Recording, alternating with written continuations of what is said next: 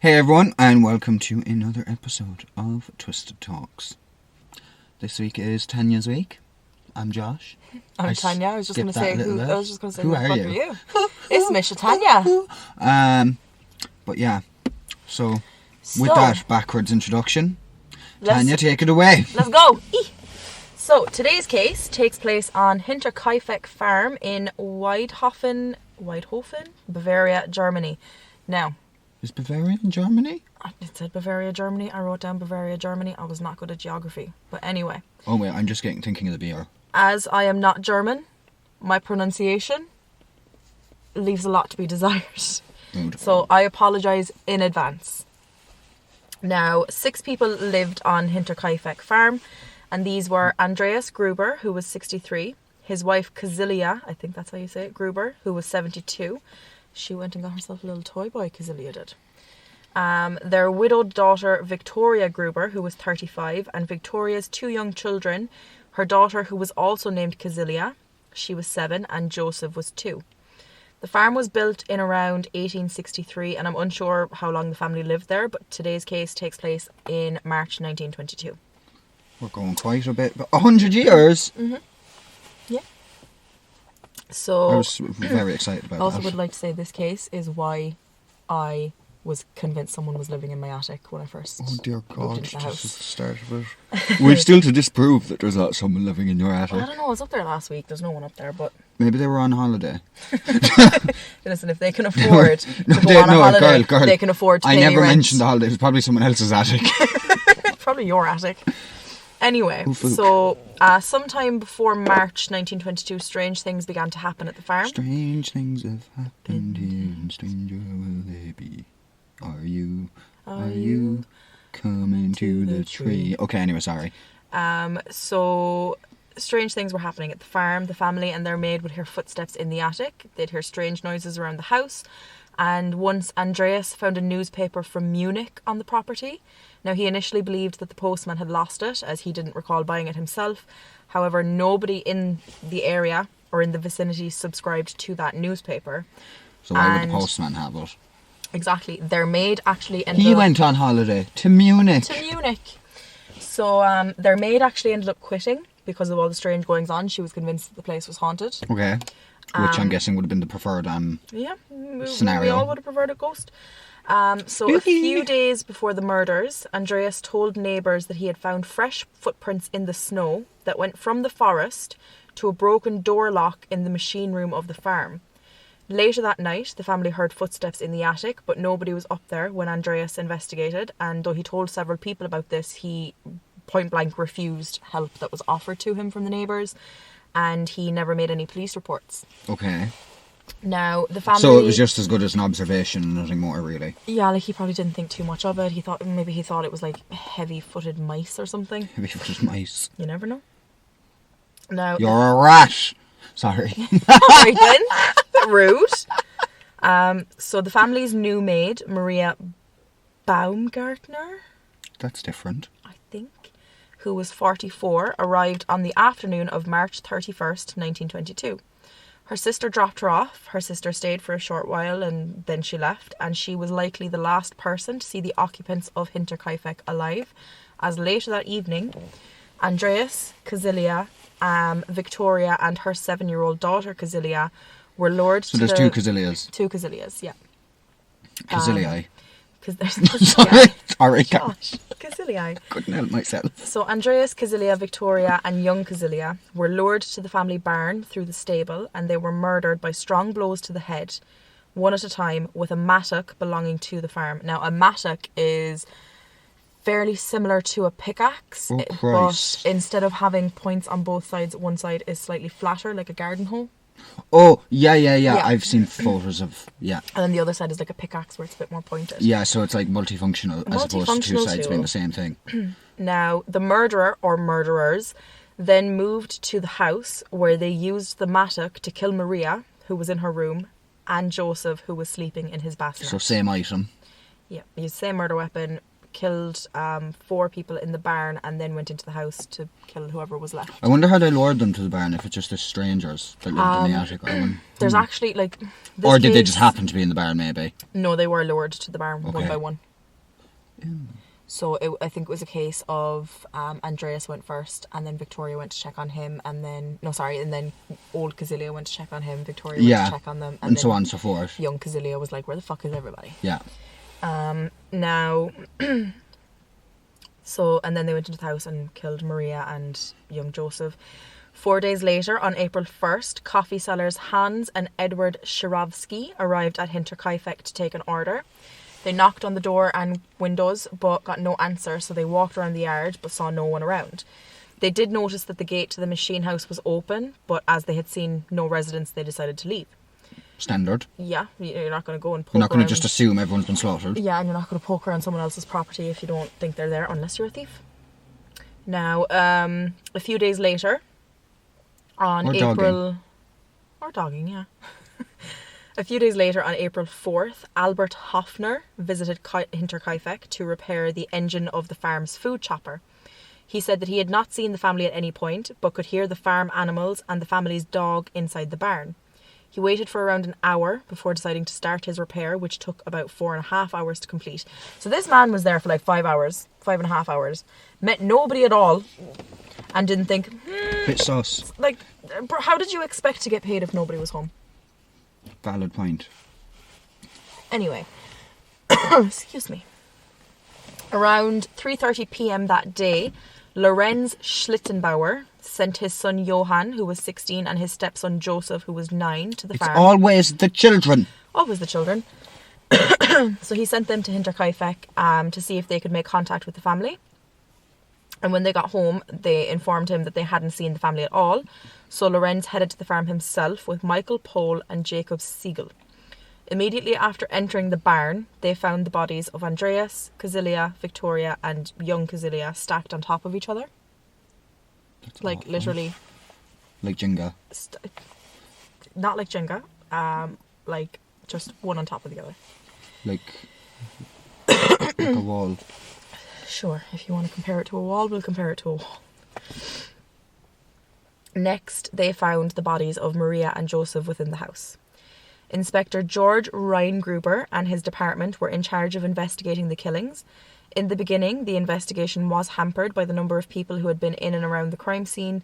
The bodies and items at the scene had also been moved around. And I suppose it was a very, like 1922. 1922, yeah.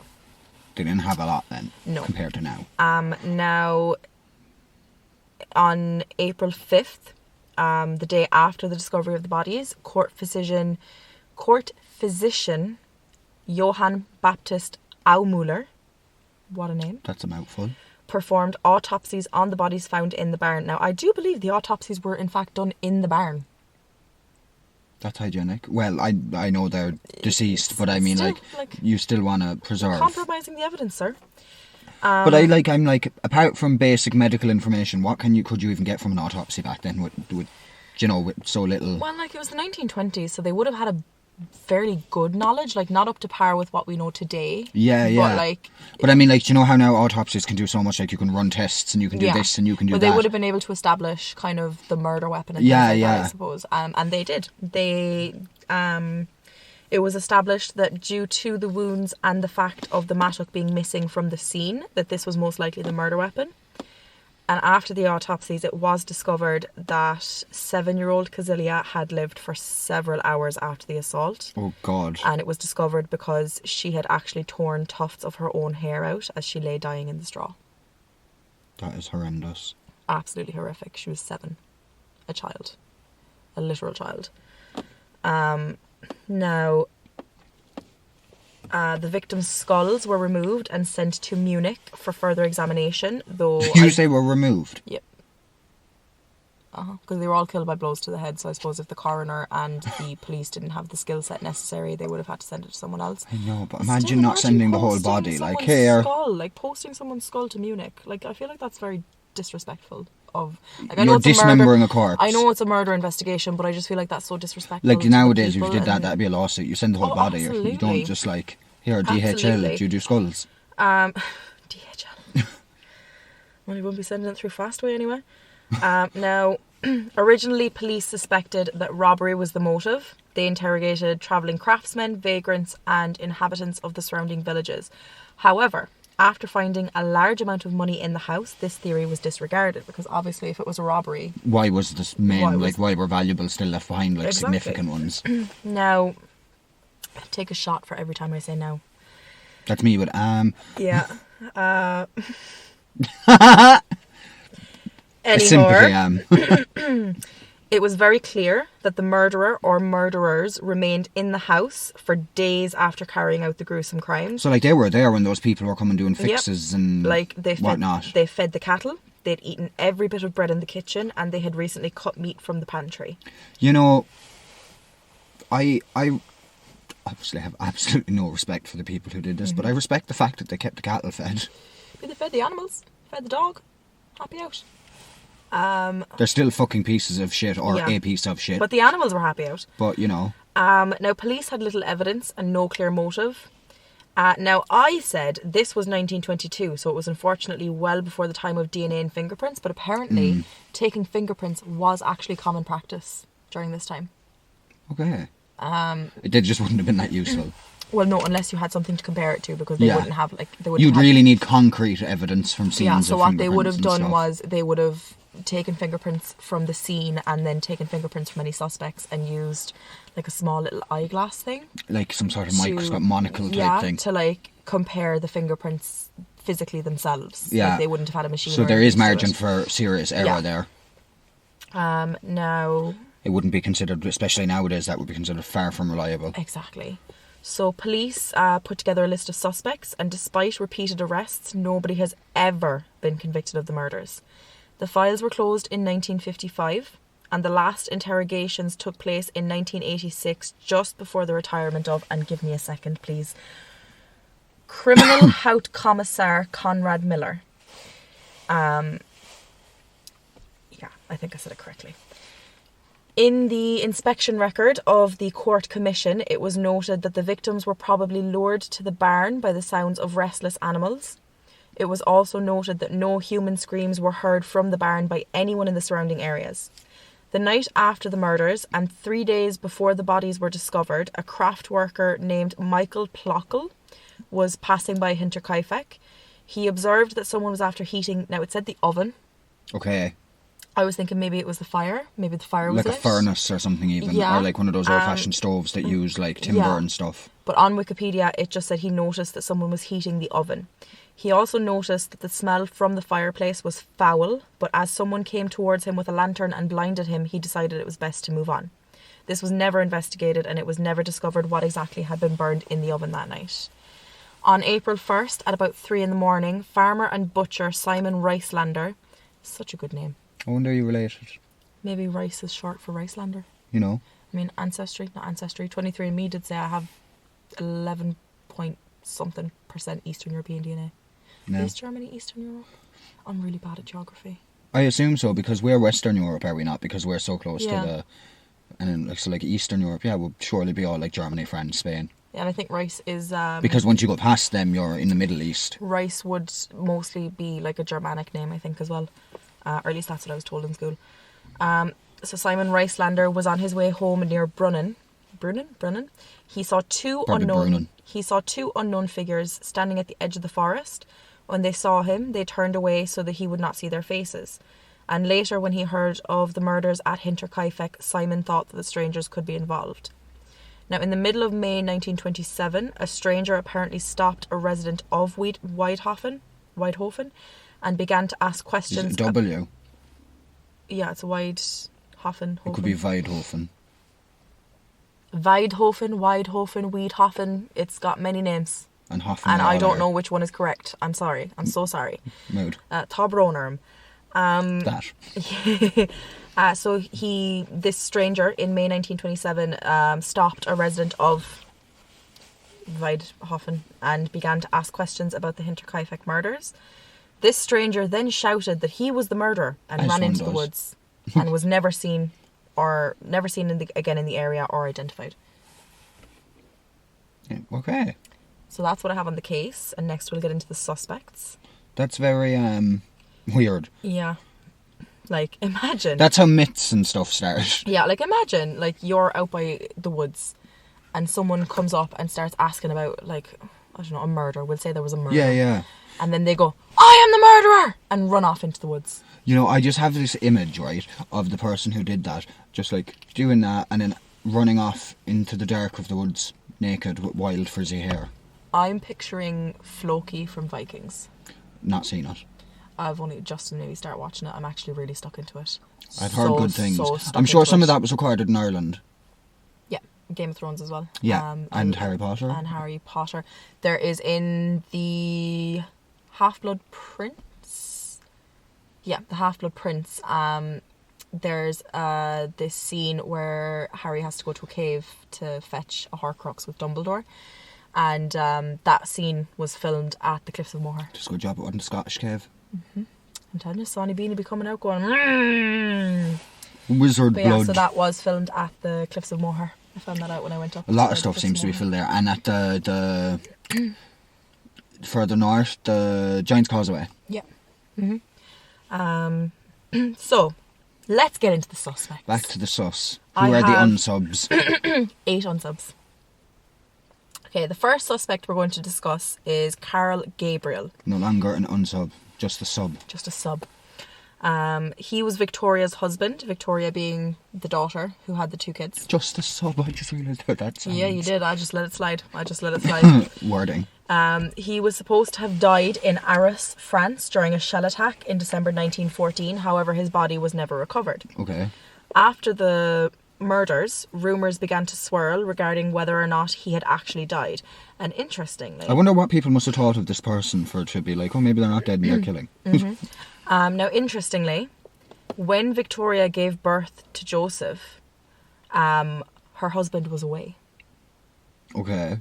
Now, I don't know if that means he was... Away when she was away pregnant. In the war, because this is during... He was away in the First World War. Or if he was away as in he was supposed to have been dead by that point. Yeah. So, let me tell you some fucked up shit. Okay? I am ready, I think. So, as I said, Victoria gave birth to Joseph while her husband was away. Uh-huh. And it was believed that the child was the product of an incestuous relationship between Victoria and her father, Andreas. Standard. Gets worse. Okay? Now, when I say incestuous relationship, I mean it was documented in the town's court records. Basically, Andreas was raping his adult daughter, and the town convicted both of them of incest instead of convicting him for rape. Yeah? That sounds like history working. I'm not surprised, but I am disgusted. Same. Now, after the... Why am I confusing myself? I'm pretty sure it was the First World War he was away in. Yeah, so why do I have World War II down? Oh well. But it would have been World War One, wouldn't it, back then, 1920 something? Anyway, after the war ended... The war of the world. After the war ended, prisoners of war from the Schrobenhausen region, who were released from Soviet captivity, claimed that they had been sent home by a Soviet officer who spoke German and claimed to be the murderer of Hinterkaifeck. A lot of people throwing out claims. Yep.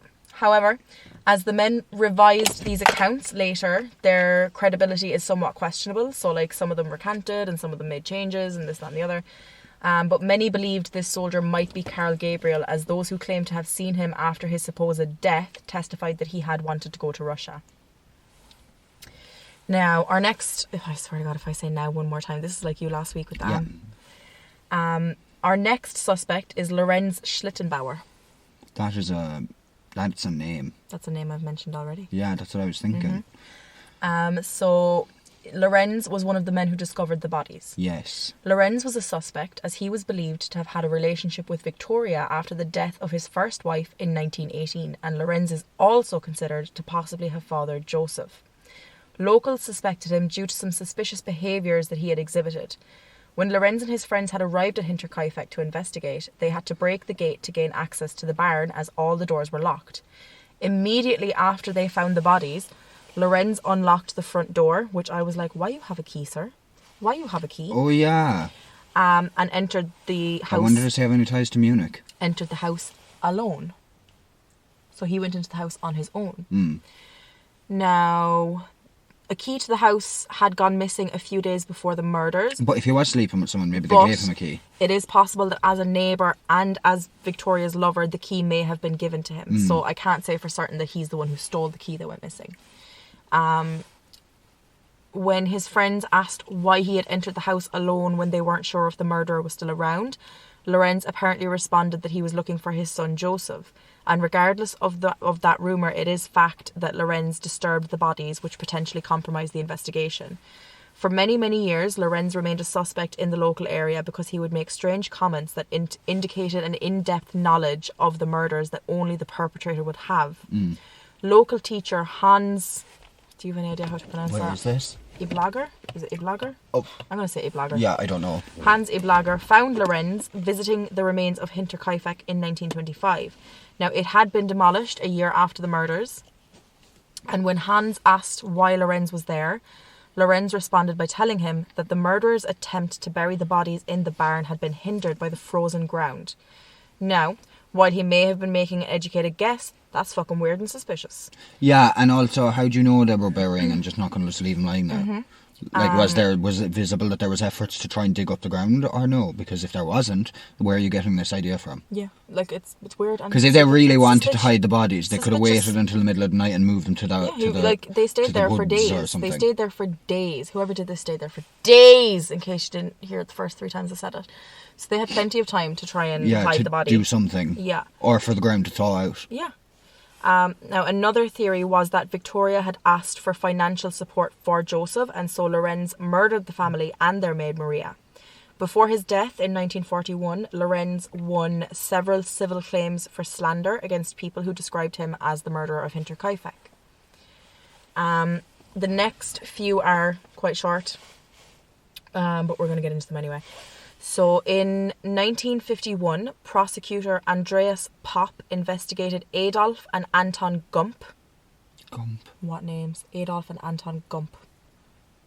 It's like... It's giving run, Forrest, run! It's like Adolf is giving the evil version of Forrest. So they were questioned in relation to the murders. Their sister, Crescentia Meyer, made claims on her deathbed that her brothers had been responsible for the murders, and as a result, Anton Gump was remanded and questioned. Adolf had already passed in 1944, and after a short time, Anton was released, and in 1954, the case against him was discontinued as there was no proof that he had been involved. Fair. So then in 1971, a letter from a woman named Therese T. There's no surnames given in this. Okay. In this one, it was just first names and the first letter of their surname. So Therese T. claimed that at the age of 12, she witnessed her mother receiving a visit from the mother of 2 brothers named Karl and Andreas S. Therese claims that the mother of the 2 men said her sons, who were from Sattelberg, were the 2 murderers of Hinterkaifeck. At one point during the conversation, the mother remarked, quote, Andreas regretted that he lost his penknife, end quote. And in fact, when the farm was demolished in 1923, a pocket knife was found that couldn't be clearly assigned to anyone. However, it's plausible that the knife belonged to one of the victims. Yeah, because they were on a farm after all. Exactly. This tip was followed, but no results turned up. It does sound like a hard one to follow. Yeah, because of how like that penknife could be attributed to anyone. Exactly. And the former maid of Hinterkaifeck, Crescenz Reiger, was certain that she had seen the penknife in the yard during her time working at the farm. Okay. So she kind of claims that it does belong to someone in the family. Because she felt like she'd seen it before, or that it was lying around before, and that was before any murders, because she left. Exactly. She's so lucky that she left. So lucky. And she left, like, I'd say... I think it says later. This is why you trust your gut, people. I think it says later in this when she left. Oh, so she was a maid with them from November 1920 until around September 1921. And then the new maid started the day of the murders, 31st of March 1922. Sorry. Did the new maid get murdered as well? Or? Yeah. Yeah, she was one of them, yeah. Yeah, she was murdered in her bed.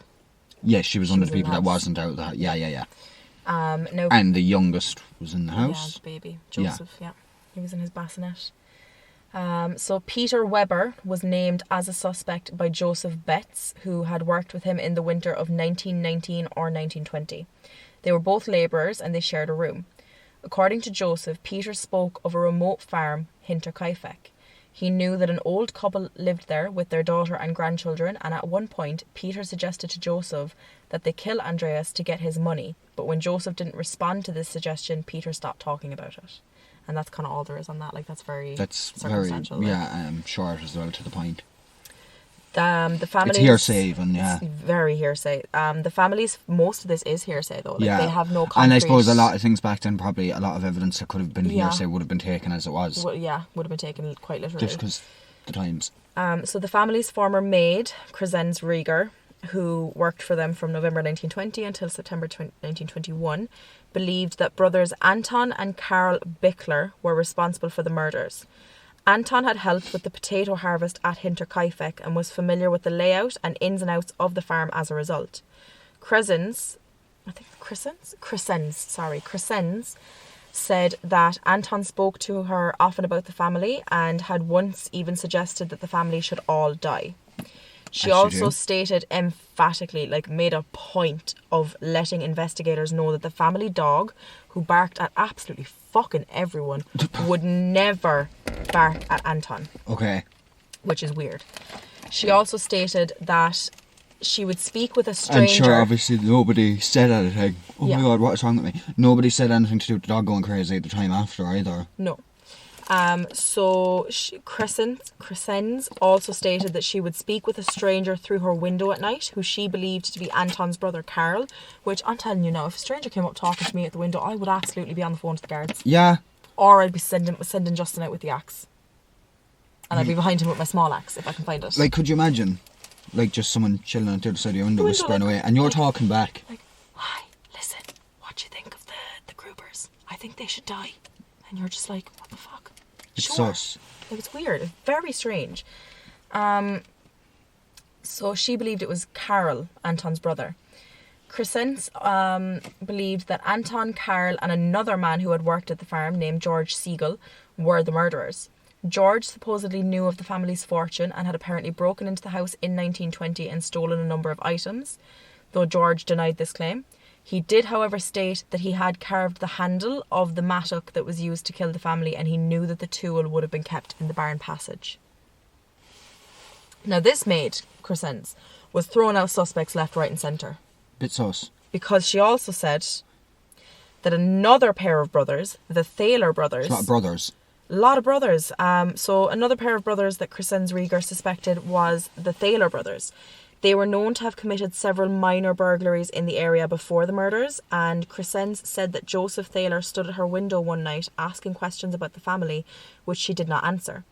Joseph claimed he knew which rooms each family member slept in, and that he knew they had a lot of money. During this conversation, Crescens noticed someone else was standing nearby, and according to her statement, Joseph and the stranger had looked at the machine house before turning their eyes upwards. Now, Crescens is, to me, the most suspicious person in all of this.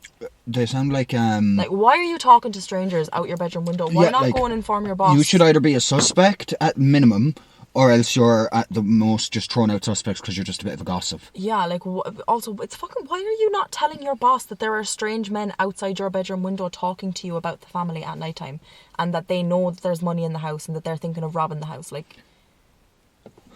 Excuse me. It's just that don't add up, like... No, it's very strange. Now, the last suspect that we have... So author Bill James stated his belief that a man known as Paul Muller was responsible for the murders. So Bill James wrote a book called The Man from the Train.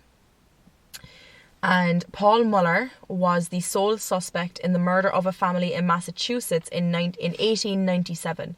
And Bill believes, based on his research so of American... So that was about, 20-something years beforehand? Yeah.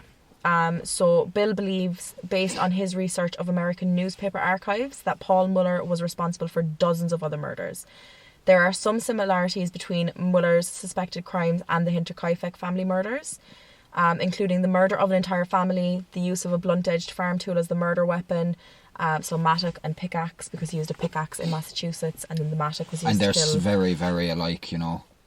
Both families lived in isolated homes, and in both crimes there was no signs of robbery being the motive. Bill James suspects that Muller, who was a German immigrant to the US, may have fled back home after private investigators and journalists began to notice and publicise patterns involving family murders across several state lines. And this was after the murder of 2 families in a single night in Colorado Springs, Colorado in 1912, followed by a similar family murder in Kansas a few weeks later. Okay. So that's kind of all I have on suspects. I would say, out of all of those suspects, I think the maid is sus as fuck. I definitely think that's But very suspicious. I don't think that she's the murderer or that she was involved in the murder. Yeah, I find it think hard to she's like just a bit of connect her a- to it, but I yeah. think she's a very strange. Now, Paul Muller, I would give some credence to that based on the fact that he's a suspect for other murders, but again, it's all hearsay. But again, he's a suspect for other murders, like, not a convicted criminal, exactly. So there's no real definitive proof. Again, hearsay even when it comes to him. Exactly. So that's kind of all I have on the suspects, and then just a little kind of Epilogue. Oh my god, we haven't said that in years. No. What was that from? Oh, that was from a book that had a lot of a Wattpad story that had a lot of spelling mistakes, wasn't it? Yeah, something The like that. epilogue. Yeah, the epilogue. Epilogue. So in 2007, students of the police academy in Furstenfeldbruck examined the Hinterkaifeck case using modern criminal investigative techniques. In the final report, they confirmed that the investigation of the case at the time was meticulous, but criticised the fact that fingerprints were not taken, as this was apparently standard practice at the time. Yeah. Although they were certain it was no longer possible for the murderer to be definitively identified, they all independently agreed who the main suspect in the case was, but left his name out of the report out of consideration for his descendants. But yeah, because obviously that person's long gone, so why should that be held over So someone else's head? they do have a suspect, but it's just not public knowledge who the suspect is or was. Yeah. Which, fair enough, you don't want people going after his descendants. But at the end of the day, I'm a nosy bitch. I want to know, you Then you also get that like debate then where you could, obviously this doesn't prove anything, but I mean like where like, you know how you sit, like there's that scientific debate of like the killer gene. Oh yeah.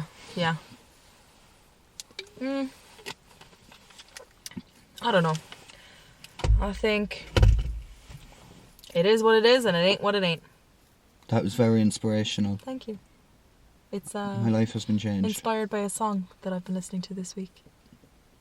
It is what it is and it ain't what it was. Da, da, da, da, da, da, da, da, da, da.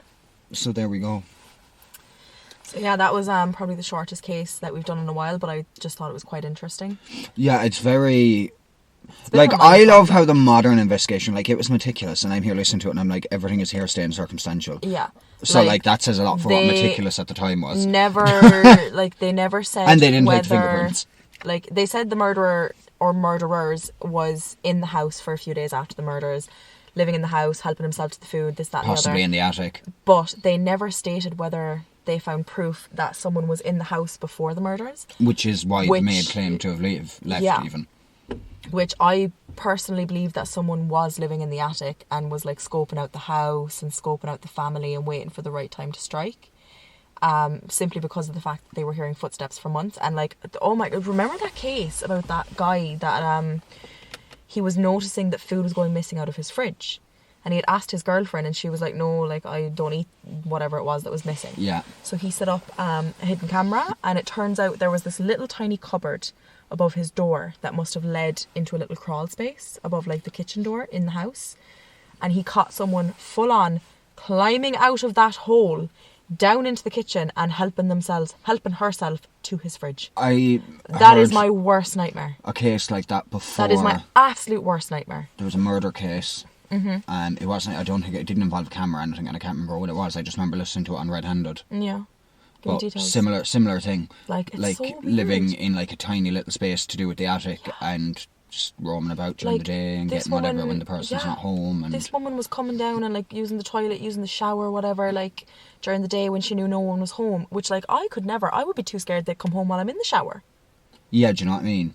You really want to know their routine. Yeah, like, but I was just routines gonna say, can change. Like, you can end up leaving home, leaving work sick. What if he came home sick? Yeah, like what if he came home sick, or what if like the girlfriend left for work and then forgot something and came back? Like, she must have had her routine down pat.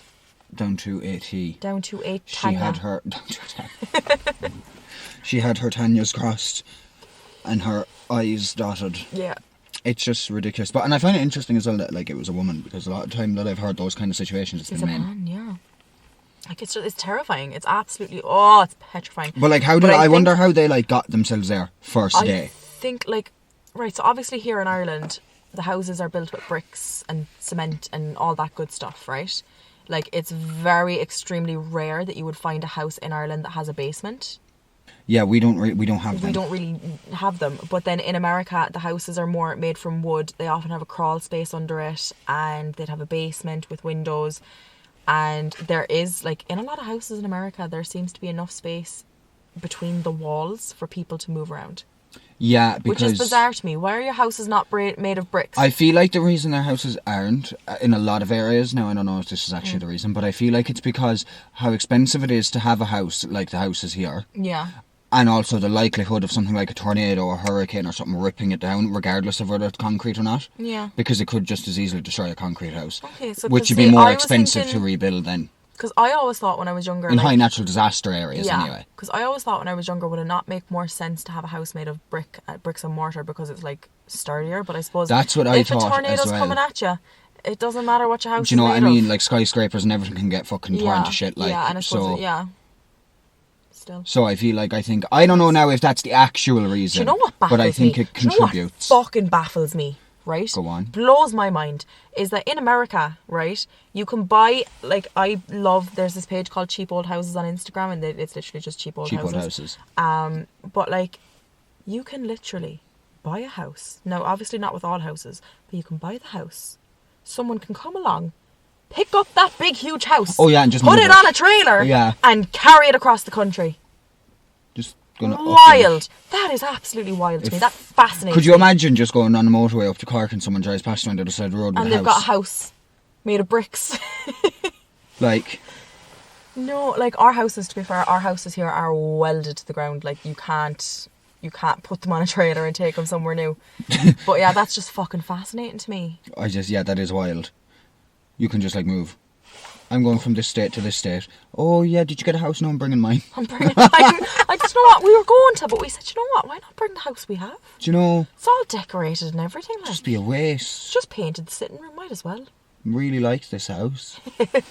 Now it's a shame we're missing the garden, but like, what can you do? The garden's welded to the ground. We couldn't take it with us. You know, I wouldn't put it past them to try and honestly, like take the garden. I don't know, but that's just something that's always like fascinating. Imagine though you take your house and there's just a swimming pool left in the spot.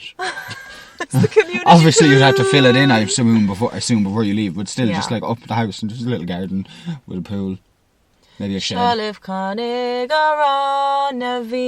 That's just stuck in my head today. Oh my god! Imagine how scared you'd be. Obviously, you shouldn't be living in someone's attic. Came up and but just imagine that's coming soon. Imagine you're living in someone's attic, right? Mm-hmm. And they don't know, and they uproot the house to move, and you're inside the house inside the attic, like whoa. So I didn't hear no natural disaster warnings. Yeah. But you know, a risk you take, I guess. Anyway, that's all I have. So that's that. Horrible, terrifying. I don't even know who to think that could have been. Makes me scared. Like, because it's very possible that the person who did it isn't even one of those suspects. Oh, honestly, it's a bit of a shit show in terms of suspects. I'm thinking if it was a case of someone was like living in the attic and like slinking around the farm, slinking.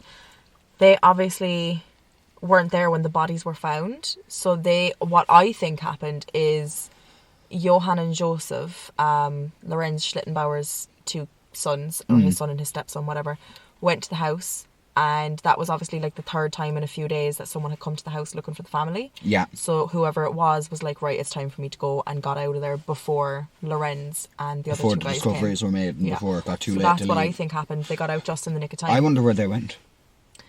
Did they actually go far away? Where did you go? Where did you come from? Or did they just move into the neighbour's attic? Cotton Eye Joe. I've been married a long time ago. Today. Where did you come from? Where did you go? Where did you come from? Cotton Eye Joe.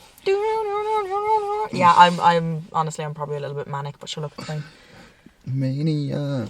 But yeah, I suppose that'll do that. That'll do, donkey. That'll do. Big. I apologise for what's about to happen. Yeah. So, with that said, first of all, for what's going to happen, please turn your volume Your down. volume down, especially because if you're driving. it does come through very loud.